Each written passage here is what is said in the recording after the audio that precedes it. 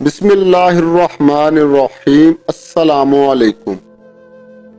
مصر میں کھجوروں کا ایک تاجر رہتا تھا جس کا نام عطیہ بن خلف تھا۔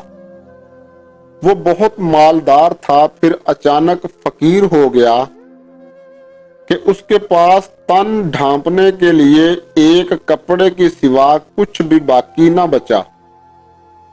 جب عاشورہ کا دن آیا تو اس نے جامع مسجد عمرو بن عاص میں نماز فجر ادا کی۔ عام طور پر اس مسجد میں عاشورہ کے دن عورتیں دعا کے لیے آتی تھیں۔ وہ تاجر بھی باقی لوگوں کے ساتھ کھڑا ہو کر دعا مانگنے لگا۔ وہ عورتوں سے ہٹ کر ایک طرف کھڑا تھا کہ ایک عورت اپنے ساتھ یتیم بچوں کو لے کر اس کے پاس آئی اور عرض کی، جناب، میں اللہ پاک کے نام سے سوال کرتی ہوں کہ آپ میری مشکل آسان کر دیں، مجھے کچھ عنایت فرمائیں جس سے میں ان بچوں کی غذا حاصل کر سکوں، کیونکہ ان کا باپ مر چکا ہے اور اس نے ان کے لیے کچھ نہیں چھوڑا۔ میں ایک عزت دار خاتون ہوں، میرا کوئی واقف کار بھی نہیں کہ اس کے پاس جا سکوں۔ آج محض اس ضرورت و حاجت کی وجہ سے مجھے ذلیل ہو کر گھر سے نکلنا پڑا، اور نہ ہی مجھے مانگنے کی عادت ہے۔ تاجر نے اپنے دل میں سوچا کہ میں تو کسی چیز کا مالک بھی نہیں، اور اس لباس کے سوا میرے پاس کوئی چیز بھی نہیں۔ اب اگر میں یہ لباس اس کو دیتا ہوں تو خود برہنہ ہو جاؤں گا، اور اگر اس کو خالی لوٹاتا ہوں تو اللہ تعالیٰ کے پیارے حبیب صلی اللہ علیہ وآلہ وسلم کی بارگاہ میں کیا عذر پیش کروں گا؟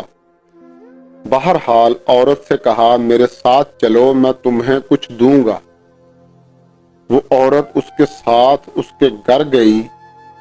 تاجر نے اس کو دروازے پر کھڑا کر دیا اور خود گھر میں داخل ہو کر اپنے کپڑے اتار کر ایک پھٹا پرانا کپڑا لپیٹ لیا، اور پھر دروازے کی دراز میں سے وہ لباس اس عورت کو دے دیا۔ عورت نے اس کے حق میں دعا کی، اللہ تعالیٰ آپ کو جنتی پوشاک پہنائے اور آپ کو بقیہ عمر کسی کا محتاج نہ کرے۔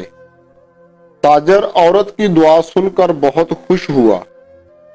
اس نے دروازہ بند کیا اور پھر گھر میں داخل ہو کر رات گئے تک ذکر الہی میں مشغول ہو گیا۔ جب رات کو سویا تو خواب میں ایک ایسی حسین و جمیل حور دیکھی جس کی مثل دیکھنے والوں نے نہ دیکھی ہوگی۔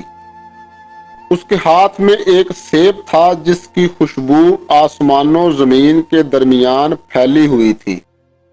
حور نے وہ سیب تاجر کو دیا تو اس میں سے ایک جنتی حلہ نکلا جس کی قیمت ساری دنیا بھی نہ بن سکے گی۔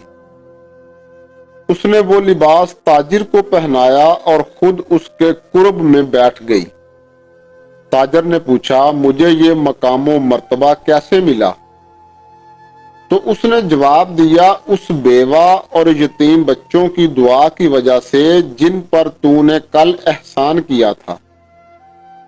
جب تاجر بیدار ہوا تو وہ اتنا خوش تھا جسے اللہ تعالیٰ کے سوا کوئی نہیں جانتا۔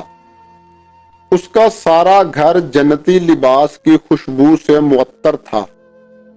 اس نے وضو کر کے اللہ پاک کا شکر بجا لاتے ہوئے 2 رکعت نماز ادا کی، پھر آسمان کی جانب منہ اٹھا کر عرض کی، اے پروردگار، اگر میرا خواب سچا ہے اور جنت میں میری بیوی عاشورہ ہوگی تو مجھے اپنی بارگاہ میں واپس بلا لے۔ ابھی اس کی دعا پوری بھی نہ ہوئی تھی کہ اللہ پاک نے اس کی روح کو جنت میں بھیج دیا۔ اے مسلمان، یہ چند ایک بشارتیں ہیں جو بندہ مومن کو موت کے وقت ملتی ہیں، تو اب اس کی تیاری کرنے والے کہاں ہیں؟ وہ لوگ کہاں ہیں جنہوں نے دنیا میں بھلائی کا بیج بویا اور آخرت میں تعریف کی فصل کاٹیں گے۔ صدقہ سے مال میں کمی نہیں آتی بلکہ زیادہ ہوتا ہے۔ وہ لوگ کہاں گئے جنہوں نے خزانے جمع کیے اور شہروں کو آباد کیا؟ اور وہ کہاں ہیں جنہوں نے لشکروں کی قیادت کی اور لوگوں کو اپنا غلام بنایا؟ وہ کہاں ہیں جنہوں نے پختہ محلات بنائے؟ ان کے آباء و اجداد کہاں ہیں؟